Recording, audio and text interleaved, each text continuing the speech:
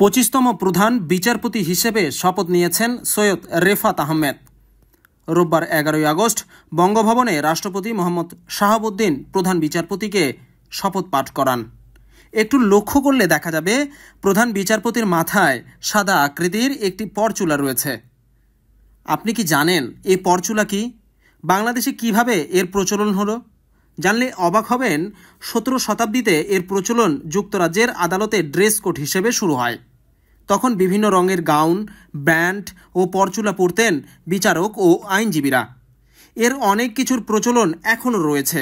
পরবর্তীতে ব্রিটিশরা পৃথিবীর যেসব দেশ শাসন করেছেন সেসব দেশে তাদের এসব সংস্কৃতির প্রচলন ঘটেছে, যার মধ্যে বাংলাদেশে একটি। যদিও আগে সব বিচারকদের এই পরচুলা পরতে হতো, কিন্তু বর্তমানে আমাদের দেশে প্রায় এর ব্যবহার নেই বললেই চলে।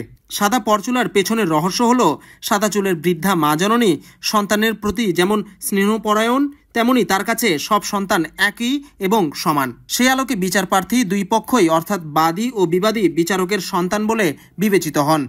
তাই বিচার কার্যে যাতে সঠিক বিচারের পথ সমুন্নত থাকে এবং কোনো পক্ষপাতিত্বের অবকাশ না থাকে, এজন্যই এজলাসে দুই পক্ষের কথা ও আবেদন মায়ের মতো আন্তরিকভাবে শোনেন। বিচারক ঠান্ডা মাথায় রায় দিয়ে থাকেন। এতে বিবাদীর আত্মপক্ষ সমর্থনের মৌলিক অধিকার ও ন্যায়পরায়ণতা বরখেলাপের এতটুকু সুযোগ থাকে না। সকলেই ন্যায় বিচার পাওয়ার পথ সুগম হয়।